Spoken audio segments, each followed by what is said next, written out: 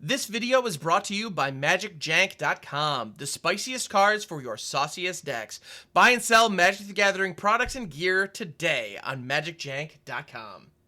What is up, Janksters? It's your boy Graham, also known as HamHawks42 on the internet, and this is not actually my apartment, but it looks nice, doesn't it? In any event, we have a fun deck for you today. We are leveraging Unearth, as well as a little bit of Prototype, along with some Blinky shenanigans to hopefully get some value. Now, candidly, the Blink effects that we have currently in Standard are a little lackluster. We have the Golden Argosy, and we have Touch the Spirit Realm, which are fine, and Blue has a couple as well, but at the end of the day, we're really missing Ephemerate, or some other kind of one-mana Blink-a-thing style effects, or recurring ones like Conjurer's Closet, Thoughts of Deep Dwelling, that kind of thing. So, you know, Argosy comes close, but it's a lot worse. Mostly because the creature enters tapped, and you have to crew the Argosy with that creature first so that it can't actually swing that turn, and a lot of Unearthed creatures have attack triggers. So that's a little bit of, that's some of the challenges that we face in building this deck. But I'm getting ahead of myself. I am going to do a detailed card-by-card breakdown like I always do, which if that's not your jam, you can check the chapters below. You can skip to the gameplay. That's fine. But before we do any of that, I would love it if you stick around for thanking our patrons. So huge thank you to the lovely patrons, Angry Jellyfish, Else89, and our newest member, Ryan, who has joined the Mythic patron tier. Thank you so much. It means the world. You're the best. So yes, the huge thank you to all the patrons. I would not be able to do this without your support. It makes a huge difference. So thank you, thank you. Also, huge thank you to MagicJank.com, the independently owned marketplace where you can buy and sell Magic the Gathering products. Please check them out at MagicJank.com. There's also a link in the description. So with that, let's get into the deck. All right, so I have tried over the last 2 days to build a wide variety of decks leveraging this mechanic. I recently put out a video about the Unearth mechanic and how it leverages effects that exile a permanent. So if you're exiling a permanent and then bringing it back to the battlefield, you can actually leverage that to keep an Unearthed creature around, which is pretty darn sweet. But like I mentioned at the top, the Unearthed creatures as well as the Blink effects that we have currently in Standard are like, they're okay, but nothing really pops. Like, it's very difficult to make this work. I've tried a couple of different variants, some leveraging like Mishra, Tamer of Makfawa to give everything Unearth, which was interesting, but it required a 5-mana setup card. And right now, Standard's too fast. It just didn't work. And I found variations that were trying to be aggro were not out-aggroing the aggro decks, and variants that were trying to be mid-range couldn't outvalue the established mid-range meta. So instead, we're going control. That's the name of the game here. So our goal is to shut down the aggro and mid-range decks that are running roughshod on the ladder right now, just long enough to set up what we want to do, which is ultimately unearth creatures and blink them to keep them around. At least that's the thought. Or at the very least, get enough value from unearthing our creatures so that we can end the game after we've wiped the board a couple of times. And because we're, you know, trying to control against mid-range decks and aggro decks that are running around right now, we have a lot of board wipes. That's the name of the game. And they're all destroy board wipes. That way we can play our unearthed creatures, have them tussle in combat, block for us, buy us some time, and then if we end up wiping them away, we're not really that concerned because we can just unearth them later. So that's the idea. And I gotta say, I think this thing has what it takes. I think it's got a decent chance. Now, this deck is actually Naya. Kinda. It's interesting because as far as Arena is concerned, it's actually Boros. Like if you look at the deck page after you've imported this, it actually shows a Boros deck because there's not a single green pip in any of the casting costs, which is interesting. However, there is green in the activation of Simian Simulacrum. So we do have to have green mana, hence the Naya mana base. Now, so Unearthed creatures. We have Simian Simulacrum, we have Scrapwork Mutt as a 2-of, and then we also have Platoon Dispenser. Platoon Dispenser, believe it or not, is actually our big finisher here. It is a way, it's a 4/6 body, so that alone gives your opponent something that they need to dance with, which is nice. On top of that, it only unearths for 4, which later in the game, especially after we've pulled off a wipe or two, that's not too bad. Like, that's very reasonable. We can definitely make that happen. So that's nice. And it can also pop out soldier tokens with any excess mana that we have lying around. And at our end step, it can draw us cards if we have at least 3 creatures, including Platoon Dispenser. So not bad, right? It does the job. It's actually pretty decent. It's a mythic, and this is a great example of the kind of card that fits this specific strategy. But to be honest, like, I would not recommend that you actually spend mythic wildcards crafting this very quickly, because this kind of only fits this strategy. Like, it reads like it should be a good go wide, like, aggro finisher, but as a 5-drop 4/6, it's just too expensive in your hand, and like, there are better ways, more efficient ways to draw cards later in the game.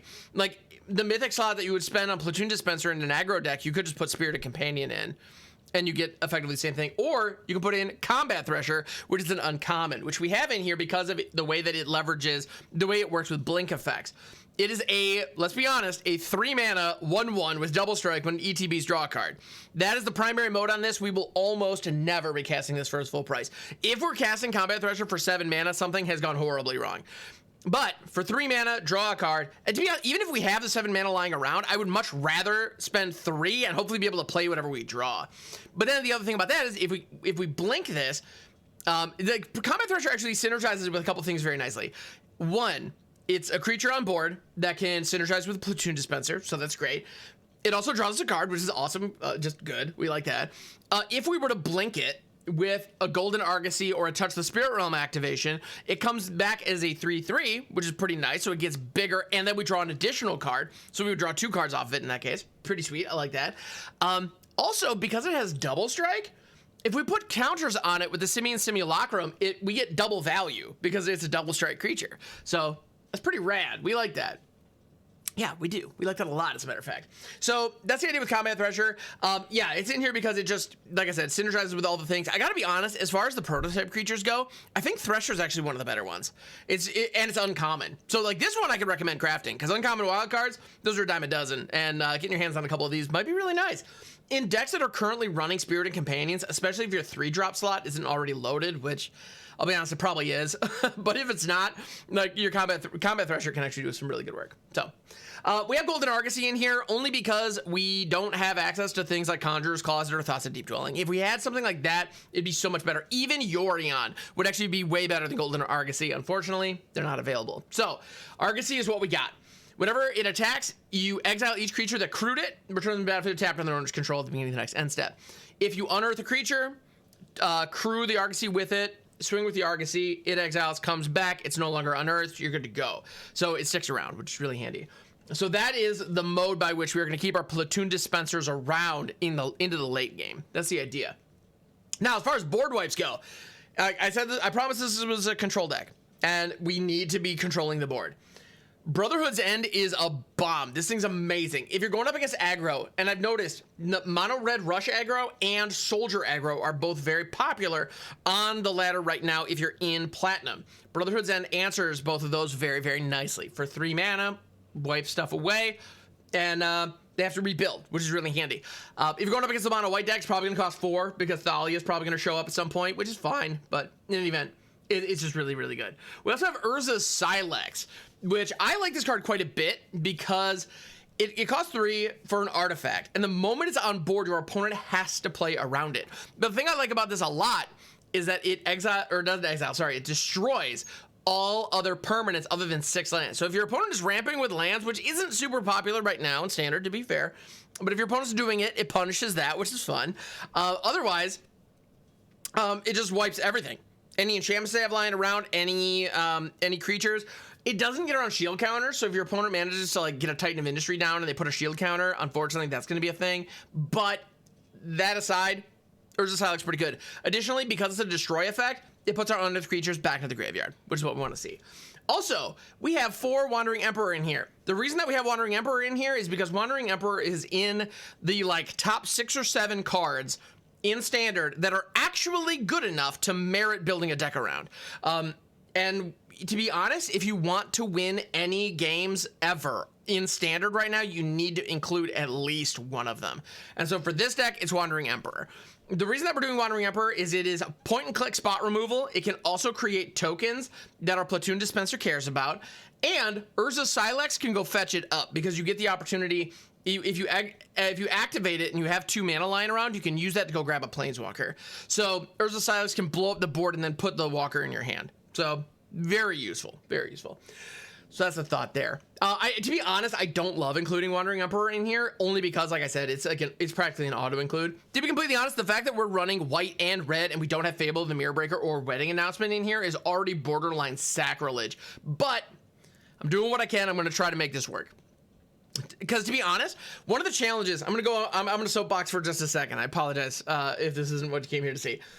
Right now in Standard, there are a handful of cards that are just head and shoulders better than absolutely everything else. And they have become auto-includes in their colors. You have Fable of the Mirror Breaker, Wedding Announcement, Wandering Emperor, Shale Dread, Invoke Despair. You know, there are a number of other ones. I'm not... Haughty Jin has become the blue one. Like, where if you're playing anything that has those colors in it, you just need to have them. And I dislike that that's where we are right now, because it quashes creativity, like super hard. And creativity is my favorite part of playing Magic the Gathering, to the point where it's what I've built this entire channel and my entire Twitch stream around. Like, being creative on Arena is entirely what I aspire to do every single day. And Standard is a format that is becoming not only like it's always been difficult to do that in Standard. Now it's becoming downright hostile to people who prioritize creativity in Standard, and I think that is a massive shame. So that's a bummer. We're trying to combat that here. We'll see what we can do. We're gonna do our best. Now, anyway, soapbox over, back to the deck.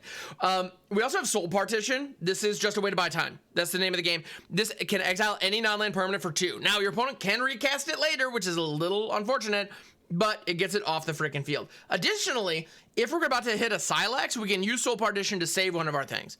Like, if we have a Combat Thresher down, or a Golden Argosy down, and we want to save it from a Sylex, we can hit it with a Soul Partition, exile it, then trigger the Sylex. And then from there, or so Combat Thresher to save it from Brotherhood's End or that kind of thing. We can use it to protect our stuff, blow up the board, and then we can recast that stuff later once we've, cleared the board up a little bit and bought some time. So that's the idea with Soul Partition. It's kind of useful in that regard. We get both. And we also have 4 Braids in here. The number of targets that this card has is absurd right now. There are a lot of utility artifacts in Brothers War. To be honest, a lot of the time, you just don't see them. However, the number of creatures that this can hit, you can hit your Tenacious Underdog to prevent like a good 6 life loss or 9 life loss in the early game, which is nice. So that's handy. It can also knock out Evolved Sleepers before your opponent has an opportunity to pump mana into it. Blood Tithe Harvesters, again, to prevent that early life loss. Or it can blow up Reckoner Bank Busters. That's really the artifact that we're going to see. Because again, it's in that like top tier where just people need to include it in their decks. So, yeah. There we go. That's the idea. That's the goal. So, yeah, at the end of the day, we are leveraging Unearth. We have a little bit of prototype action, a little bit. But for the most part, we're trying to leverage Unearth with Blinky shenanigans. And at the end of the day, blow stuff up. We're here to blow up the world. In order to make this kind of strategy that is just a little too slow work, sometimes you got to resort to a lot of board wipes, and that's what we are doing here today. I do not currently have a sideboard for it. Right now, this is a best of 1 deck. I'm very curious as to what you would put in the sideboard, so please leave a comment below with that information. I'd appreciate it. And with that, we're going to get into some gameplay, everybody. I see 3 lands and a Brotherhood's End. And we have the Thresher, too. Thresher and Touch the Spirit Realm. This actually looks pretty good. I mean, this hand is set up to do what we're here to do, so we don't have a turn 1 or turn, well, we don't have any turn 1s in the deck, but we don't have a turn 2 play. Actually, to be honest, Jetmir's Garden's about as good of a turn 1 as we're going to get. We don't have any turn 2s, but that's okay. We might draw into a Mutt or something, or maybe in a Braid that we can hold back. Although, actually, these lands get tapped anyway, so we have to take 2 turns off. Mildly unfortunate, not the end of the world. I feel like this is worth it. I mean, theoretically, Touch the Spirit Realm could be used onto if we had the land. Like, just to blink something and prevent some damage. Concealing Curtains, okay. Ooh, Concealing Curtains is actually a pretty good answer to some of the shenanigans that we have in mind. And they're on the play, so they're actually going to be able to strip the Combat Thresher away from us. And unfortunately, the Curtains also has a 4 toughness, so Brotherhood's End doesn't touch it. I don't like that. I do not like that. Another Braid. No untapped land, though. Truly unfortunate. It'll be interesting to see if they activate the Curtains or if they play more to the board. They haven't even played the 3rd land yet, so who knows? Maybe they're shy on that. Nope, just kidding. All right, they do go for the curtains. I mean, this is representing 6 damage on board, and we haven't even played our 3rd land yet, so that makes sense. Yeah, Brotherhood's End is not the threat right now. If I were in their position, I would not be looking at that. They're gonna take one of the touch the spirit realms away. Okay, interesting. I'm glad to see Emp. Yeah, definitely glad to see the Emperor. I'm gonna rock the Thresher because we need to draw into more land, and we do not. I don't like that. Do not like that. Sorin, the one lacking in mirth. Okay. Let's get a free land draw. Come on in. Welcome to my face. All right, we did hit the land. Good, good, good, good, good. We could Imp here, get rid of the Revealing Eye, gain a little bit of life, put 2 damage on Sorin. That's not bad. We can definitely do worse than that. The other thing, if we throw Simulacrum here, we can straight up kill Sorin, which would be pretty sweet. I would like that. I would definitely like that. Yeah, you know what? I'm gonna do that. I don't want to take out their Planeswalker, because that's their card draw engine. I would very much like to deny them that. So let's punch it twice. And on top of that, the Simian Simulacrum can block the Tenacious Underdog, prevent 3 damage. Junji! Alright. Good card. Good card. Ooh, they chose not to attack. Alright, fair enough. Oh, fair enough. I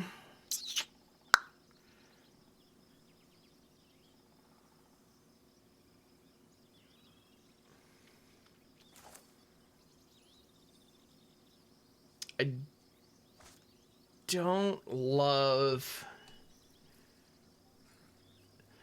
the idea of using Touch the Spirit Realm. I really don't like the idea of using Touch the Spirit Realm as a removal spell, but I think that might be what we have to do here, which is mildly unfortunate. The other option is just hold Wandering Emperor back. I think that probably makes sense. Because at this point, we have Soul Partition, we have a Braid, and we have Wandering Emperor, so we got a lot of stuff we can do. They're probably just going to hit us with Invoke Despair because they're playing Mono Black, and Mono Black always has Invoke Despair. I mean, they have a total of 3 cards in hand. Of course, they have at least one of them. And they're going to try to Parasitic Grasp my Thresher. We can blink the Thresher, but it doesn't come back until the end of turn. Or we can Imp and buff it. So that they gain the life, it takes the damage, but you know what? But then Junji has a free attack on. Actually, Junji can just go for direct face. Actually, I think we're just dead here, aren't we? Yeah, unfortunately, I think I just need to let this through. Yeah, that's a mad bummer, yo.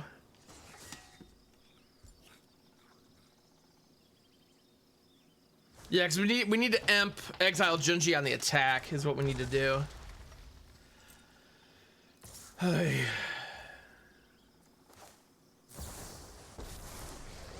Alright. Yeah, I get the 5/5 out of here, gain a little bit of life to help mitigate some of that crap. Urza Sylex is nice. It's nice, but I think it's too late. These 4 toughness critters are, man, they are chapping my buttocks. Let me tell you what.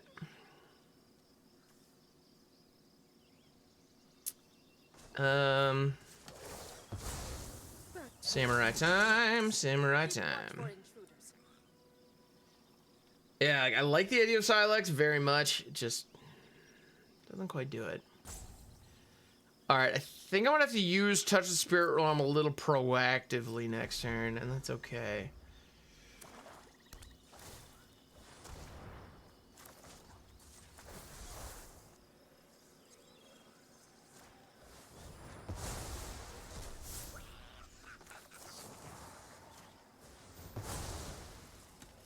All right. Boom, baby. Oh, that fizzled the effect. Hell yeah! Now we're talking. All right, so they do get the other curtains back, but they're flipped. So it's something. It's something. Not amazing, but I'll take it. Let's even crash in for a little bit of demouge here. We're not going to. I hope we don't though. If they block this, we can Brotherhood's End clean the board up. But they have T-Dog cracking back, which is unfortunate to say the least.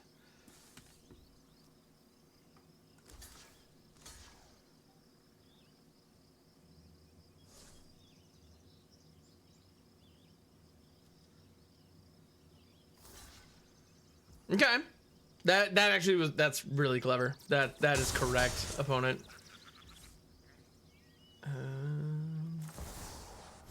Yeah, now we're dead. Actually, wait a minute. No, yes. Yeah, they have the mana to activate one of the curtains. Man, Concealing Curtains is one of those cards I do not see very often. I don't see it very often, but it does not line up nicely against the Brotherhood's End, which is one of our primary tools. So, yep, that'll do it.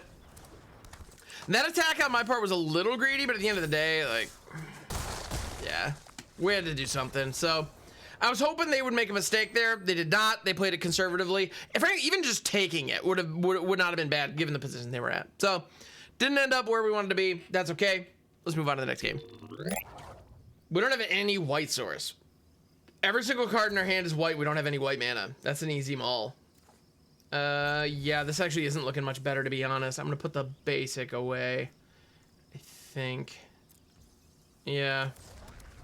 We're gonna have Brotherhood's End on time, which is nice. Banking on 2 Platoon Dispensers, that might have been a little greedy on my part. And by might have, I mean that was 100% super greedy on my part. But, it is what it is. Greed can be a good thing, right? Let's go with that. Alright, Brotherhood's End doesn't have any targets, but we are gonna have Argosy next turn, so that's something. And our opponent's giving us time, thank goodness for that. And they're in Rakdos, interesting. It's just gonna be Shieldred.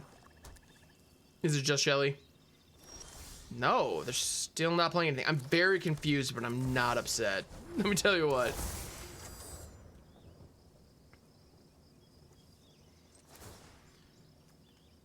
I'm gonna get in for a little bit of damage here because we can. It blinks the dispenser, which is irrelevant here.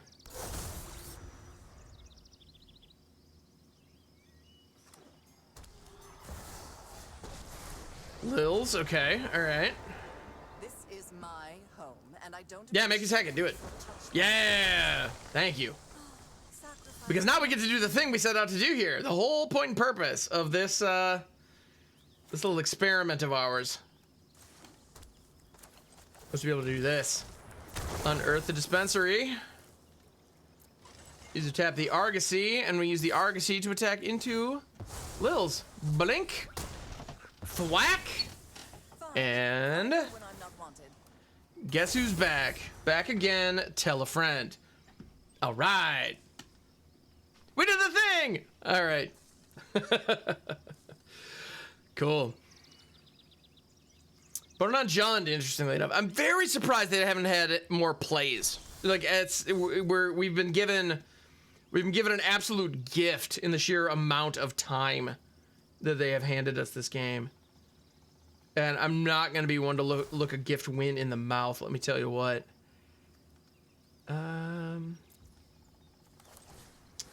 Let's go Simian.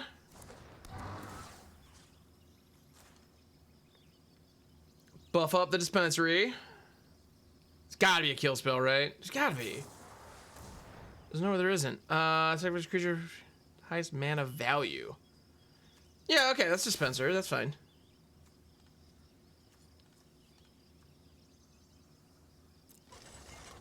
Alright. We can just unearth it again. We don't have the mana to do it this turn, but that's okay. Argosy crashing in, blinking our Simian friend here. Simian re-enters. We get that DCB yet again. We get to buff up the Argosy. Let's go. All right. I'm very interested. Like, our opponent has to have a killer top end, right? Or they're just getting absolutely mana screwed. All right. Zeotora is great. Cannot deny it. Zeotora is fantastic.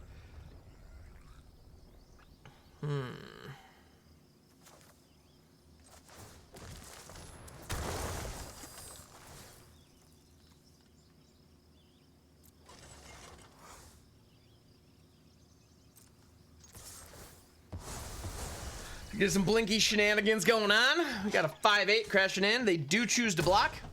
Boom, baby. Now we could Brotherhood's War. We do lose the Argosy if we do that, which is mildly problematic, but I think Zeotora is... I think Zeotora is good enough to merit that. I'm willing to make that trade. Argosy did a ton of phenomenal work for us here. Spread them out. Yeah, Argosy did a phenomenal job for us, but I know what Zeotora is capable of. Actually, this actually might just straight kill us. Oh, not quite. And actually, if they take advantage of Zeotora's ability, they sacrifice Zeotora in the process because they just lost a, yeah, they lose Zeotora here now because they lost a legendary vampire. So that's handy. That worked out nicely, I suppose. Another little dispensary there. Let's keep crashing in. Unfortunately, we don't have the 3 creatures to draw some cards. Mildly unfortunate. Not the end of the world. Fabula. Fable the Mirror Breaker. Phenomenal card. To no one's surprise. Turns out the card's good. Let's see. They have 5 mana to work with, which is quite a bit. Speaking of quite a bit of mana to work with, we also are doing just fine in that regard. Gonna go ahead and blast Brotherhood's End to get rid of that token. And then we can unearth the Simulacrum and aim for the win. If they have instant speed interaction, they have instant speed interaction. If not, we got them. Yeah. So it looked to me like they did not have a particularly good draw that game, and the Argosy was able to do exactly what it came here to do, keeping those dispensers in action, keeping them in rotation. So I like that. There we go. That's what this deck's trying to do. You know, our opponent gave us some breathing room, but fortunately we were able to capitalize. So rock on. Let's see if we can do that again. All right. This looks like cash money in the bank. I am so on board for this hand. Let's go. Battlefield Forge right out the gate.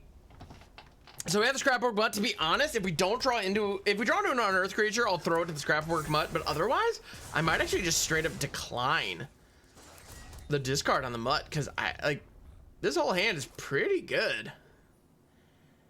Actually, do we dump an Emperor? I think I dump an Emperor here, because you know we don't need 2 of them. Argosy, cool.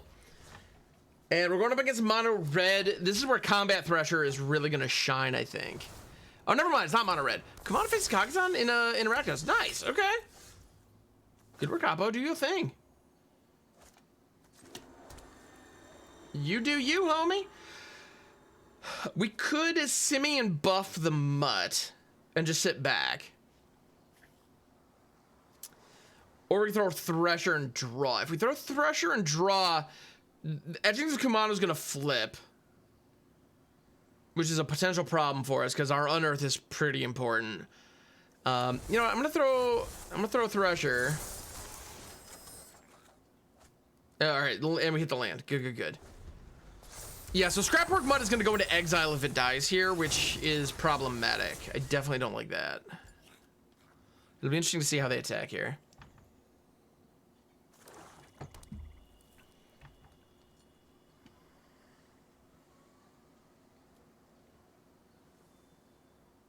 Now, if I could throw the Mutt in front of the Etchings to get that thing off the field, so all of a sudden our Unearth is back, that'd be great. Yeah, Combat Thresher being a 1/1 is a bit of a problem. They could ping with any damage spell, and it would be gone forever right here, which is mildly problematic. We drew the card, which is, you know, what it came here to do, but... yeah, it's very easy to eliminate right here. It is a creature, it is an artifact, it is within cut down range, but fortunately for us, that doesn't mean it goes to the graveyard because damage wasn't dealt to it. But that creature doesn't have Unearth, so alas. All right, Etchings, we're making that trade. I said I was willing to. Gonna do it, doggone it.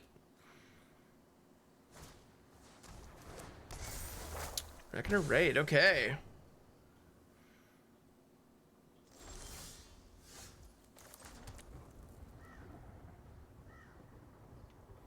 Argosy's intriguing, but I think we need Emp online.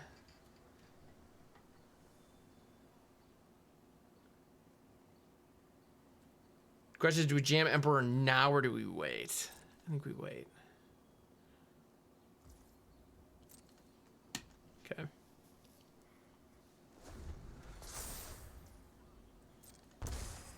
Yep. There is a non-zero chance we're gonna see Sheldred come down here. It'll be interesting to see if they go that route, or well, it'll be interesting to see if they have it. If they have to crack the blood token to go dig for a land, that means we're not going to get Shelly this turn, which would be pretty sweet. All right, they're going to attack. They're drawing out the Emperor, and they're succeeding. I'm going to do it. And I don't believe there's anything in Rakdos that can interact with this before we at least get the trigger off. They might have like a Hero's Downfall or something like that, but we are going to get this exile going. So we're going to gain 2 life. We're going to get that 4/3 off the board. That's worth it. Like, not amazing, but worth it. All right.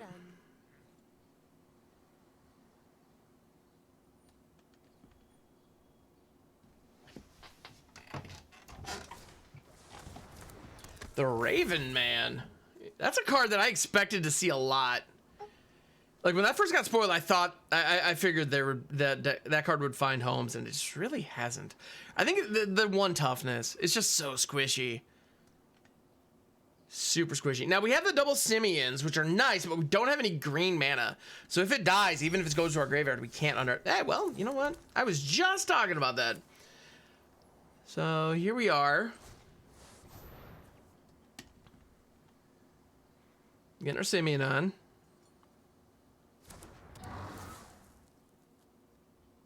So we're going to buff it up a wee bit. Buff it up a wee bit more. Boom, baby. That feels good. I like having a... Man, given everything else that's been going on, just sitting with a 5/4 feels really good. Now they have... that does not have haste, though. Haha, I was about to say they have menace, which they do, but they don't have haste, so that's nice. Now they have the blood token, which can force a discard, so they can discard a card, which is going to give them a Raven at the end of the turn. They go with the Fable plan instead. That actually makes sense.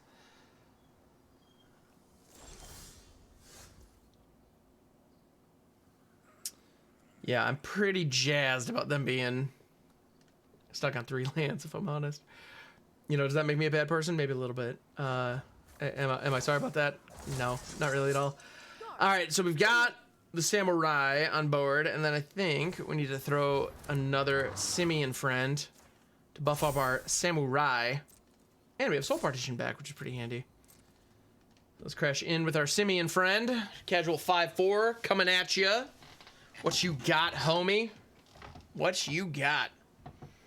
Now, they do have an opportunity to take out Wandering Emperor next turn, depending on how they block this. Oh, snap! They're actually giving me the Road Captain and the Shaman. The Shaman is a much more important hit for us. I really want to get that thing gone. And to be honest, I'm tempted to hit it with a Soul Partition. That way our Simulacrum survives. I think that's the move. Poof. Boom. All right. Let's protect our board. Now here they have an opportunity to discard and draw. They're probably going to dump 2 to go dig for a land, because they haven't hit a land drop in a while, which I've been appreciating over here. But, you know, our good fortune is only going to last so long on that.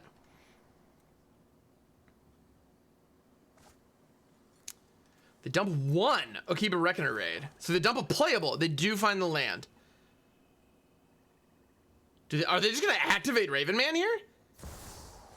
No, of course it's Sheldred, of course. We're playing standard in 2022, of course it's Sheldred. All right.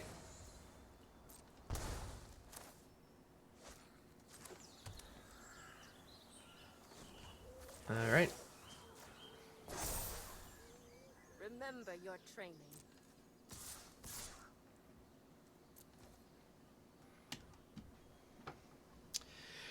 Those Ravens are going to be a real pain in my backside while I try to keep this Planeswalker around. So I have a feeling the Wandering Emperor is not going to last long. All right. Now the time has come to stick an Argosy. All right. Shelly is proving once more to be a massive, massive, massive pain in my ass. But that's not to be, no, that's no surprise. Like, that card is incredible. So, it is what it is. Actually, to be honest, a Brotherhood's End off the top here would be super tight.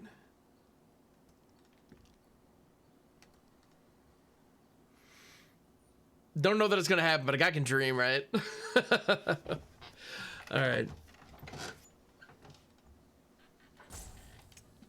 I mean, they're just going to attack the... What they're probably going to do here, regardless of whether or not they play any spells, they're going to attack the Wandering Emperor with the Raven and leave the other ones back. You know, the Samurai is making it a bit difficult for them to attack. Unless they were willing to trade Shieldred with the Samurai, which the only way I can see them doing that is if they have another one in hand. That's the only situation in which I can see that happening. Sure. Doink. As they say. Alright. Yeah, the card we draw here is going to be... Yeah, it's going to be big time. Let's see what we get. Another Fable. Again, I've said it before, I'll say it again. Probably the best card in Standard right now. And I think Shieldred is top 5. Definitely. So, yeah. So, of course, they're running both of them. Because, I mean, if you're in black and red, you just need both of them. Like, I cannot tell you how many decks I've made where, like, I've tried to do some kind of weird, crazy thing with it. And it's like, well, why isn't this just Shieldred? Like, that's, yeah, at the end of the day, it's just better with Shieldred. All right. I'm not happy about that fact, for the record, but there's not a damn thing I can do about it. So, here we are. All right, we're going to... Simian Crew, the Argosy. And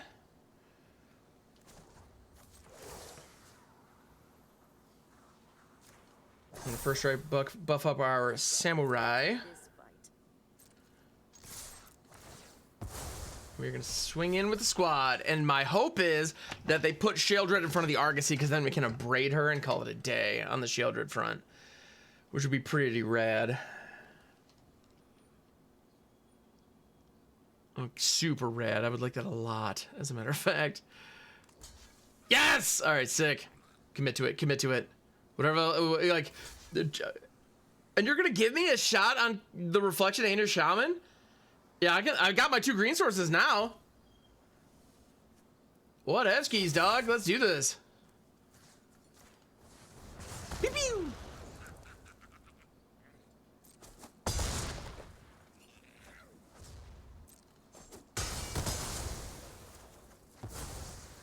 Alright, Raven Man. Just you and me, let's freaking do this. Argosy's back again, tell a friend. And on top of that, I'm actually gonna do this real quick. Do I? No, that would actually be... I was thinking about crewing the Argosy so we can get the +1/+1 counters on the Argosy. I realized that'd be super greedy. So instead... I'm gonna put him on this... The monkey. Alright. Monkey. Cool. Things are being done. We're doing things. I like doing things. Things are tight. Now, they have an opportunity to kill the Imp here, which they kind of have to do, and they're going to. I'll be shocked if they don't. But I gotta say, this Samurai has proven its worth here in epic fashion. But now we have a Golden Argosy on board. We have a Simian Simulacrum in the graveyard. We're going to be able to do our Unearth shenanigans, which is pretty cool. I'm looking forward to this.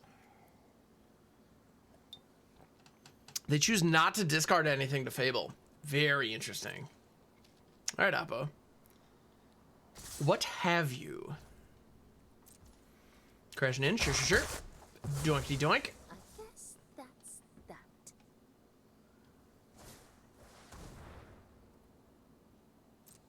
Thank goodness that's an attack trigger, not an ETB trigger. And Dragon Ninja. Ooh, they're doing some Unearth shenanigans of their own. Very nice.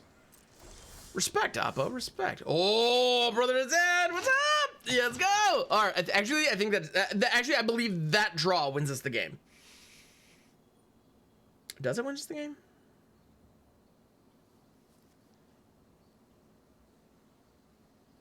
No, because we can't unearth the Simulacrum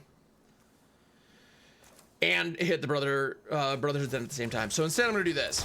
We're gonna unearth, we're gonna buff that monkey.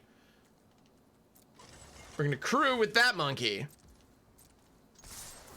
We're gonna swing with all the monkeys, exiling the other monkey. Monkey. And now we're representing 15 damage. They have to block here. They do not have a choice. And on top of that, the Simian Simulacrum having 5 toughness means that the Dragon Engine is not enough to take it down, which is pretty tight. I like that. Now, they probably want to block with the Dragon Engine. That way they can unearth it next turn and draw some cards. That would make sense. But at what cost? I mean, they could throw the Harvester and the Dragon Engine in front of either the Simian Simulacrum or the Samurai token and take them out, which would suck, to be fair. But we'd get in for like 9 damage or kill Raven Man in the process. I think that's worth it. And whatever creatures we have left standing are going to be getting even bigger for next turn because the Simian Simulacrum is going to be coming in. Ooh, they're going after the Argosy. Very nice, very nice.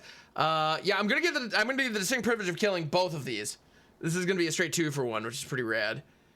But the Argosy is gonna bite it. So, all right, opponent, fair play.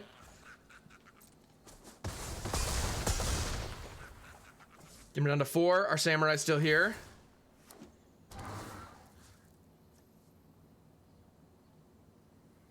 Monkey's back. Monkey's back. Do we just buff this monkey? Oh, am I kidding? Let's go all in on that Samurai. I want a fat Samurai. Who doesn't love fat Samurai, am I right? Now they can unearth here. But Kiki Jiki is summoning sick. And unearth is only good on offense. It's really quite bad on defense. Because you can only unearth as a sorcery. Kumano, sure. Kumano facing Kakazan, as it were. If we draw into an untapped land, we can actually Brotherhood's End and unearth the Simulacrum, which would be pretty rad.